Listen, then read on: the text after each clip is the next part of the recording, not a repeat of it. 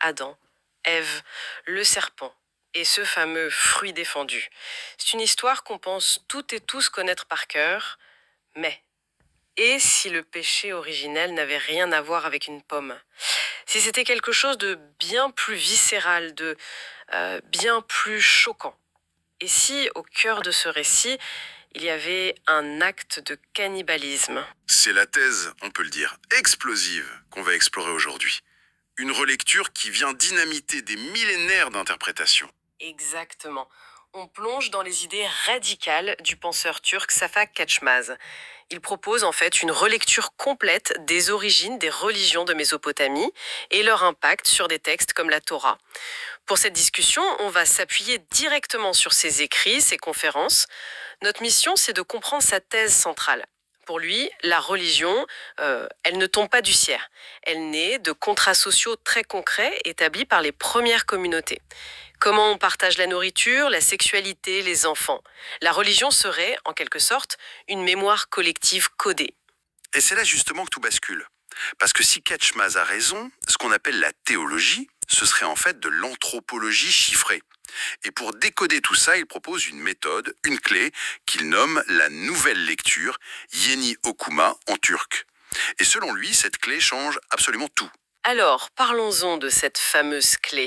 Qu'est-ce qui pourrait bien déverrouiller des textes aussi anciens, aussi complexes? Si je comprends bien ces travaux, tout repose sur la distinction entre deux peuples, les Sumériens et les Akkadiens.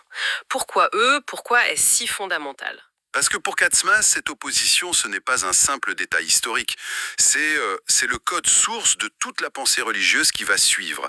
Il établit une sorte de cartographie binaire. Imaginez deux équipes avec des maillots différents. D'un côté, les Sumériens. Eux, ce sont les agriculteurs.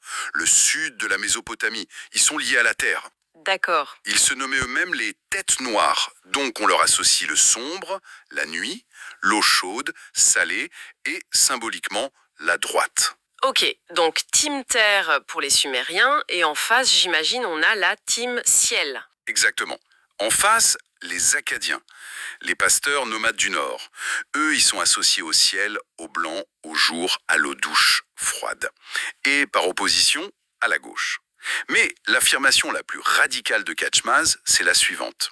Quand la Torah parle du ciel, Guk, et de la terre, Hier, il ne s'agit pas de concepts métaphysiques. Ah non. Non, il s'agit directement des sociétés acadiennes et sumériennes.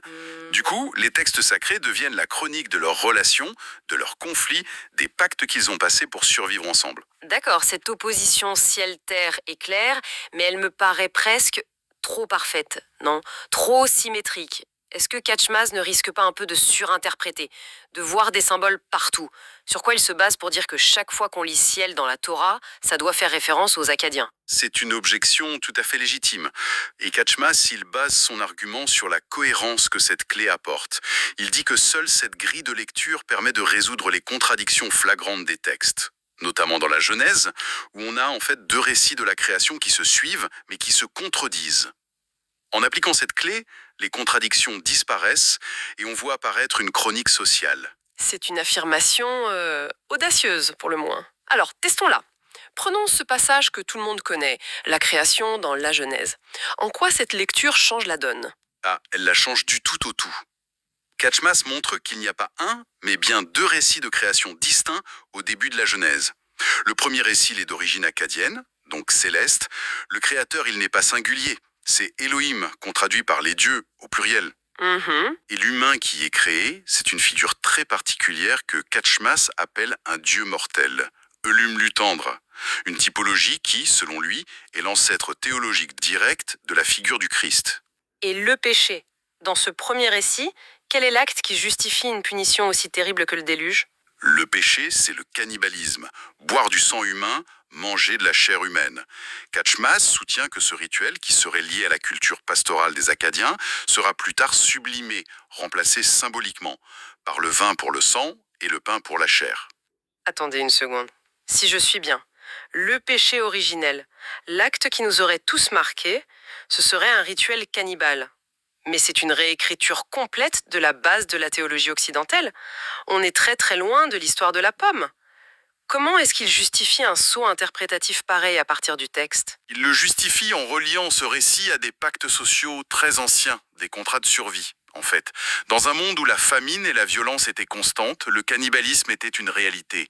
Les toutes premières lois, les premiers contrats sociaux visaient justement à interdire ça, pour permettre à la communauté de se construire. Le récit du déluge serait donc la mémoire mythologique de la sanction contre ceux qui brisaient ce pacte fondamental.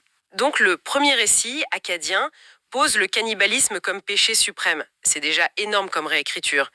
Mais comment ça s'applique à l'histoire d'Adam et Ève, celle qu'on connaît tous, qui serait d'origine sumérienne, elle? On retrouve la même obsession. On la retrouve, oui, mais sous une forme encore plus spécifique et troublante.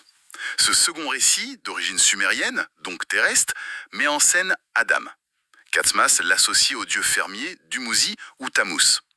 Lui, il n'est pas un dieu mortel, mais un être vivant, Yashian Jan. Et là, le point de bascule, c'est l'interprétation du fruit défendu. Pour Katsmas, l'arbre de vie ne symbolise pas un végétal. Il symbolise la lignée, la communauté, le tronc familial. Et le fruit de cet arbre, ce serait quoi alors? Le fruit, c'est le produit de l'utérus. C'est l'enfant. C'est un point absolument crucial.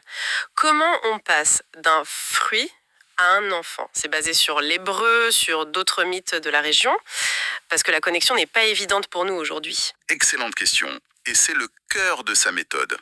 Katsmas s'appuie sur l'analyse comparative des mythes mésopotamiens. Dans plusieurs récits de sa région, la descendance d'une lignée royale est décrite comme le fruit de l'arbre généalogique. Il applique donc cette logique au texte de la Genèse, en disant que c'était une métaphore parfaitement comprise à l'époque, mais dont on a perdu le sens. D'accord. Le péché d'Adam serait donc de céder à la pratique du cannibalisme infantile sous l'influence du serpent et d'Ève, qui représente ici la culture acadienne qui l'encourage à briser le tabou sumérien. C'est absolument vertigineux.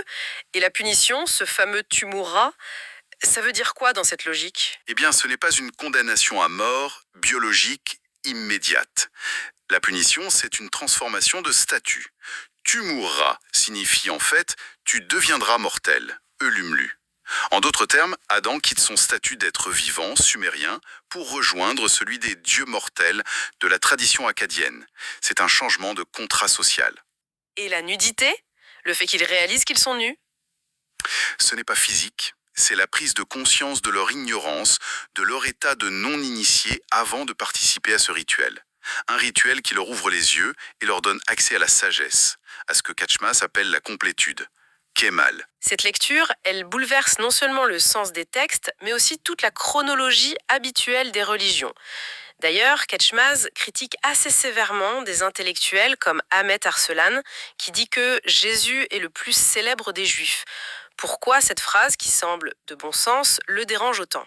Parce que pour Katsmas, elle ignore complètement la distinction entre ces deux traditions.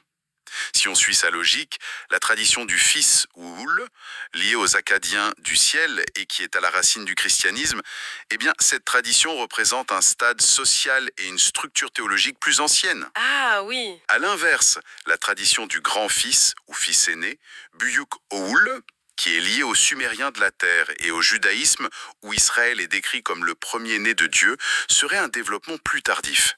Cette notion d'aînesse est liée à des lois d'héritage complexes. L'aîné qui reçoit une double part. Tout ça indique une société sédentaire plus développée. c'est complètement contre-intuitif. Inverser la chronologie de deux des plus grandes religions.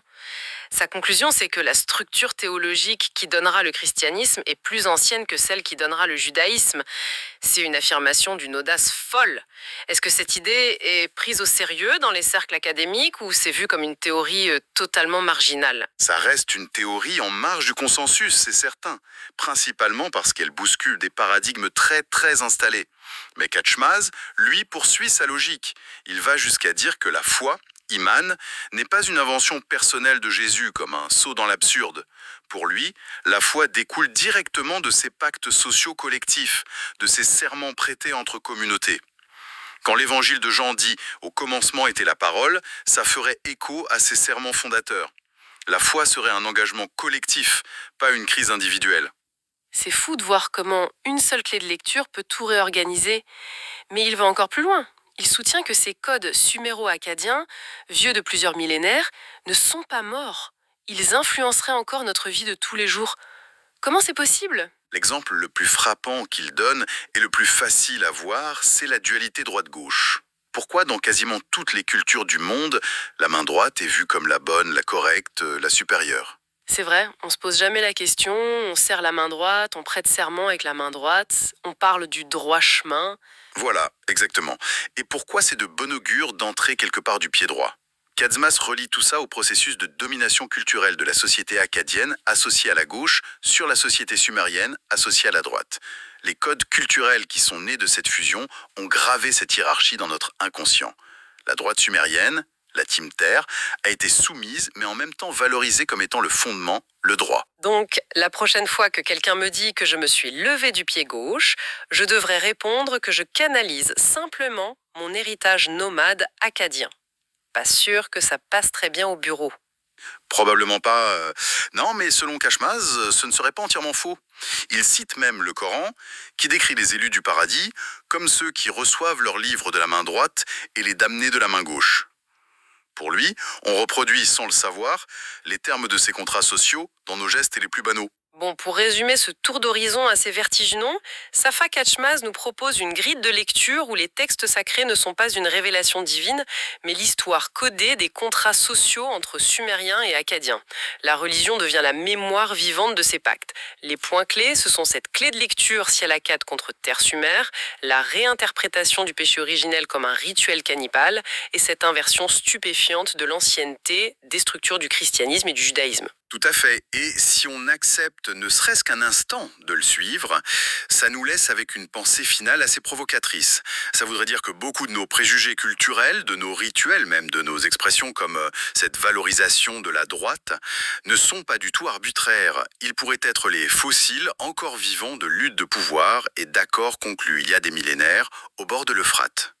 Et ça pousse inévitablement à se demander combien de nos autres comportements qu'on juge normaux ou naturels pourraient avoir des racines aussi profondes et surtout aussi complètement oubliées.